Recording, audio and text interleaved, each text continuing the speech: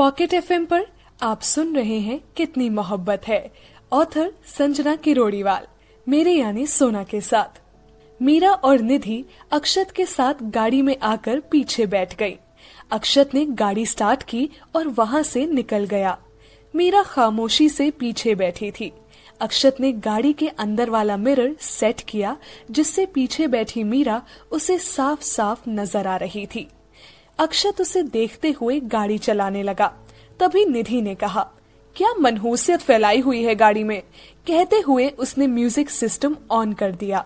गाना बजने लगा, ये लड़का हाय अल्लाह कैसा है दीवाना, कितना मुश्किल है तौबा इसको समझाना। जैसे ही गाना बजा, अक्षत और मीरा की नजरें शीशे के जरिए जा टकराई। मीरा ने मन ही मन खुद से कहा, इन्हें समझना भी मुश्किल ही है। उधर अक्षत देखते हुए सोच रहा था, कोशिश करके देखो, इतना भी कॉम्प्लिकेटेड नहीं हूँ मैं। मीरा ने नजरें घुमा ली तो अक्षत ने गाना चेंज कर दिया। गाना बजने लगा, कोई हसीना जब रूठ जाती है तो और भी हंसी हो जाती है। भाई कितना पुराना गाना है ये, आप ऐसे बकवास गाने क्यों सुनते हो? निधि ने कहा। बकवास नहीं है, यूनिक चॉइस है। आजकल के गानों में फीलिंग्स कहाँ होती है, बस कुछ वर्ड्स होते हैं और ढेर सारा शोर। अक्षत ने कहा। अच्छा, तो फिर आपके गानों में क्या खास है? निधि ने बहस करते हुए कहा। फीलिंग्स, हर लाइन हर धुन में एक फीलिंग होती है। कितना शांत होता है सब, लगता है जैसे वक्त थम गया हो। अक्षत ने कहा।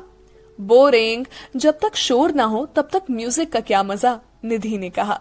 कभी सुनकर देखो तो समझ आएगा उस जमाने के गानों का मतलब। अक्षत ने कहा। उस हिसाब से आप भी पुराने जमाने के हुए। निधि ने अक्षत का मजाक उड़ाते हुए कहा।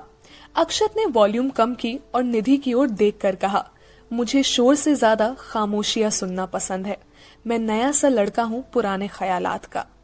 अक्षत की इस लाइन पर निधि निशब्द हो गई और हाथ जोड़ते हुए कहा, अच्छा ठीक है, हार गए हम आपसे। अब चलिए भाई साहब, वरना वो लोग हमारे बिना ही पिकनिक मना लेंगे। अक्षत ने गाड़ी की स्पीड बढ़ा दी। मीरा पीछे बैठी खिड़की से बाहर सड़क पर दौड़ती गाड़ियों को देख रही थी। घंटे भर के सफर के बाद गाड़ी आकर रुकी। अक्षत, निधि और मीरा तीनों नीचे उतरे। ये जगह थी महू, जो कि इंदौर से 50 किलोमीटर दूर थी। जगह बहुत खूबसूरत थी। चारों ओर हरियाली से वो जगह घिरी हुई थी। मीरा सब देखकर चकित थी। इतनी खूबसूरत जगह शायद उसने पहली बार देखी थी। निधि ने मुंह बनाकर कहा, अर्जुन भैया ने पिकनिक के लिए ये जगह सिलेक्ट की है। मुझे तो लगा कोई शॉपिंग मॉल होगा। शॉपिंग मॉल में पिकनिक मनाने कौन जाता है? अक्षत ने उसे घूरते हुए कहा। अच्छी जगह है निधि, हमने आज से पहले इतनी सुंदर जगह नहीं देखी। मीरा ने वहां की खूबसूरती को निहारते हुए कहा। तुम्हें अच्छी लगी? निधि ने पूछा। बहुत, मीरा ने खुशी से भर कर कहा। कुछ ही देर में दूसरी गाड़ी आकर रुकी, जिसमें बाकी सभी घर वाले थे। सभी उतरकर अक्षत के पास आए। राधा ने जगह देखते ही कहा, आह, मैं कब से आना चाहती थी यहाँ, लेकिन तुम्हारे पापा को कभी वक्त ही नहीं मिला। थैंक यू अर्जुन, जो तुमने इतनी अच्छी लोकेशन चुनी। ऑलवेज वेलकम माँ, पता था आपको ये जगह पसंद है, इसीलिए। अर्जुन ने राधा को साइड से हक करते हुए कहा। पास ही खड़े विजय ने राधा का हाथ अपने हाथों में लिया और धीरे से कहा, सॉरी, मैं तुम्हें यहाँ नहीं ला पाया। राधा मुस्कुरा दी और कहा, आज आप साथ हैं, वो ही मेरे लिए बहुत है। दोनों प्यार से एक दूसरे की आंखों में झांकने लगे। कुछ ही दूर खड़े दादा दादी एक दूसरे का हाथ थामे उस जगह को देखकर अपने बीते दिनों को याद कर रहे थे, जब शादी के बाद वो अक्सर उस जगह आया करते थे। अर्जुन एक ओर खड़ा मीरा को देख रहा था। निधि अक्षत से बहस कर रही थी और मीरा इन सब से बेखबर उन खूबसूरत नजारों को अपनी खाली आंखों में भर रही थी। चलो सब नीचे चलते हैं, पिकनिक नीचे है, अर्जुन ने कहा, जिसका इंतजाम उसने पहले ही करवा रखा था। सभी सावधानी से नीचे उतरने लगे। सबसे आगे अर्जुन, उसके पीछे उसका हाथ पकड़े दादा दादी, उनके पीछे विजय और राधा, फिर निधि, उसके पीछे मीरा और सबसे आखिर में अपने अक्षत बाबू। रास्ता संकरा होने की वजह से सबको एक दूसरे के पीछे चलना पड़ रहा था। मीरा तो बस वहाँ की खूबसूरती में खोई हुई थी। अक्षत कानों में ईयरफोन लगाए दुनिया जहाँ से बेखबर अपने पसंदीदा गाने सुनते हुए चल रहा था। सभी नीचे पहुंचे जहाँ एक जगह अर्जुन ने सारा अरेंजमेंट किया हुआ था। सामने एक बड़ा सा खूबसूरत झरना था जिससे पानी बहते हुए नीचे आ रहा था। मीरा और बाकी सब जिस जगह मौजूद थे वो जगह जमीन और झरने के बीच में थी। चारों ओर हरे भरे पेड़ पौधे, प्रकृति की खुशबू, लोगों की चहल पहल, पक्षियों की चहचहाहट और सर्दियों की हल्की धूप माहौल को और भी खुशनुमा बना रही थी। निधि को भी ये जगह बहुत पसंद आई। अपने फोन के कैमरे से वो वहाँ के नजारों की तस्वीरें लेने लगी। अक्षत ने ईयरफोन कान से निकाले और अर्जुन के पास आकर कहा, आप कब से रोमांटिक हो गए भैया? मतलब?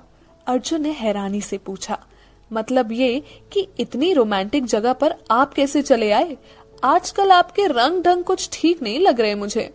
अक्षत ने एक आईब्रो ऊपर चढ़ाकर अर्जुन को देखते हुए कहा, इंदौर की सबसे फेमस जगहों में से है यार, और फिर माँ को पसंद थी। अर्जुन ने कहा, बिजनेस कर करके ना आपका दिमाग खराब हो गया है। मेरा मतलब इतनी रोमांटिक जगह पर कोई फैमिली को साथ लाता है क्या? अक्षत ने कहा। शट अप कहकर अर्जुन वहां से चला गया। अर्जुन घूमते हुए वहां के नजारे देखने लगा। मीरा एक जगह खड़ी झरने को देख रही थी।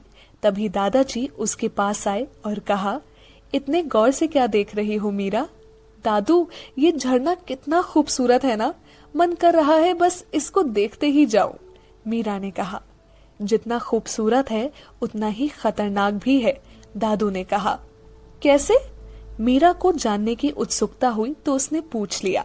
मीरा की रुचि देखते हुए दादाजी मुस्कुराए और कहा, ये जो झरना तुम देख रही हो ना, इसे पाताल पानी झरने के नाम से जाना जाता है। इसे देखने दूर दूर से लोग यहाँ आते हैं। ऐसा क्यों दादू? मीरा ने बच्चों की तरह मासूमियत से पूछा। ऐसा माना जाता है कि इस झरने का पानी पाताल तक जाता है। ये झरना धरती से 300 मीटर तक की ऊंचाई पर बना है। इसके कुंड की गहराई को आज तक कोई नाप नहीं पाया है, इसीलिए उसमें नहाना या कूदना मना है। कहते हैं झरने से बहकर ये पानी पाताल तक अपनी दूरी तय करता है, इसीलिए इसे पाताल पानी के नाम से जाना जाता है।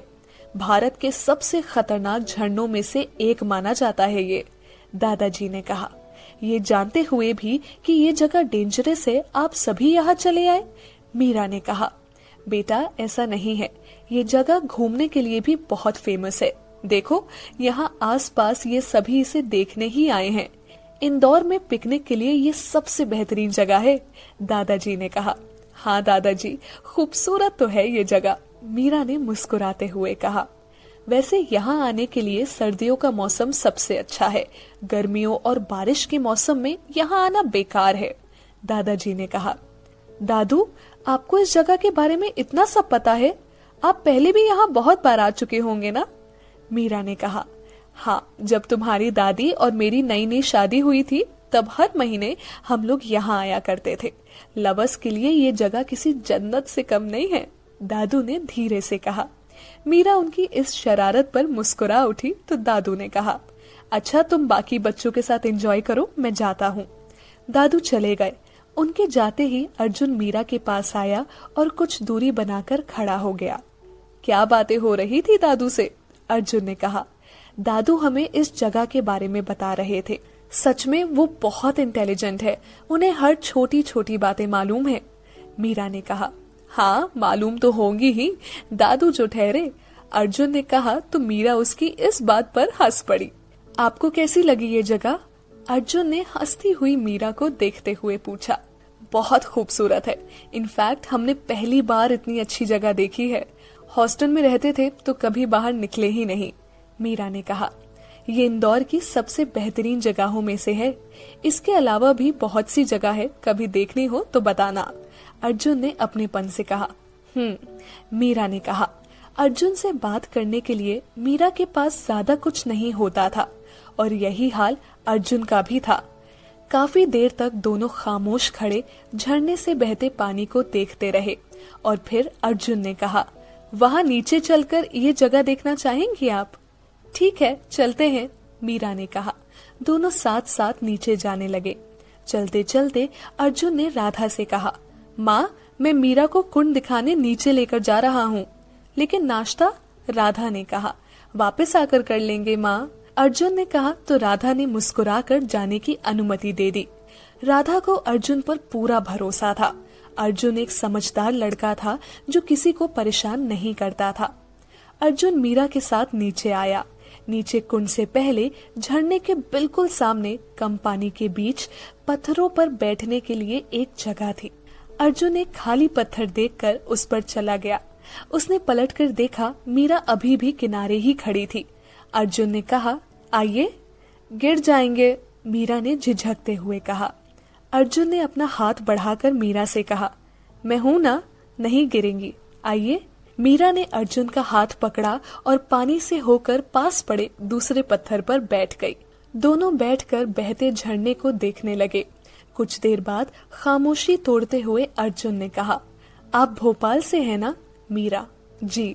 अर्जुन, भोपाल में कहाँ से? मीरा, मालवीय नगर।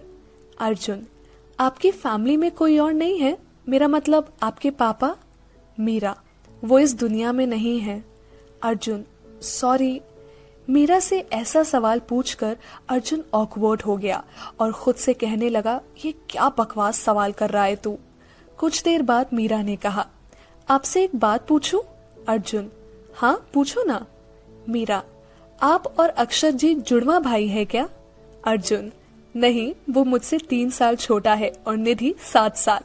मीरा, अर्जुन, समझ सकता हूँ, उसे देखकर आपको लग रहा होगा कि वो हम सबसे बहुत अजीब है।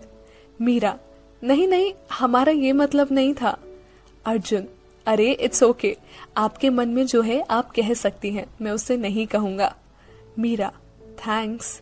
अर्जुन, हाँ, वो हम सबसे थोड़ा अलग है, शायद इसीलिए कि उसके सोचने का तरीका अलग है। कोई उसे नहीं समझ सकता सिवाय माँ के। घर में एक वही है जो उसके मूड को जानती है। पापा के बिजनेस में उसे इंटरेस्ट नहीं है। अब वो जो करना चाहे कर सकता है। मीरा, आपसे एक और बात पूछूं? अर्जुन, हाँ। मीरा, आपने अब तक शादी क्यों नहीं की? मीरा के इस सवाल पर अर्जुन खामोश हो गया। अर्जुन को खामोश देखकर मीरा ने कहा, शायद हमने कुछ गलत पूछ लिया। अर्जुन, नहीं, घर में भी सब यही चाहते हैं कि मेरी शादी हो जाए। मीरा, फिर आपको क्या एतराज है?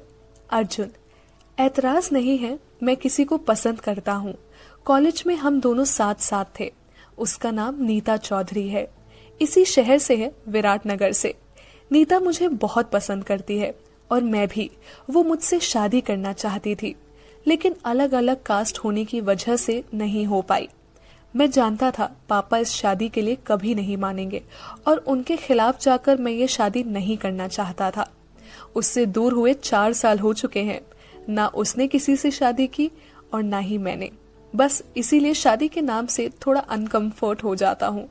घर में ये बात किसी को पता नहीं है। मीरा, तो ये बात है। घर में किसी को नहीं पता तो फिर हमें क्यों बताया? अर्जुन, क्योंकि आपसे कहने का दिल किया। जब पहली बार आपको देखा तो आपकी सादगी और बात करने का तरीका मुझे बहुत पसंद आया। धीरे धीरे जब आपको जानने लगा तो पाया कि आप बहुत समझदार हैं और बातों को बहुत अच्छे से समझती हैं और परिस्थितियों को संभाल सकती हैं। मीरा, मैंने अपनी जिंदगी में हर रिश्ता पाया है सिवाय दोस्ती के। पहली बार आप में उस रिश्ते को देखा, लगा आपसे मन की बात शेयर कर सकता हूँ। मीरा, आप बहुत स्वीट है अर्जुन जी। नीता जी बहुत किस्मत वाली है जिन्हें आपका प्यार मिला और हम दुआ करेंगे आपकी शादी उन्हीं से हो। अर्जुन, मतलब आपको हमारी दोस्ती मंजूर है? मीरा, बिल्कुल मंजूर है। आप जितना सुलझा हुआ दोस्त भला हमें कहाँ मिलेगा? अर्जुन, थैंक्स। मीरा, ये लीजिए, अभी अभी दोस्त बने और थैंक्स बोलना शुरू। दोस्ती में no thanks no sorry. Arjun, कोशिश करूंगा आगे से शिकायत का मौका ना मिले दोस्त। अपना दायां हाथ आगे बढ़ा देता है। मीरा, मीरा ने भी अपना हाथ आगे बढ़ाकर दोस्ती के लिए मंजूरी दे दी।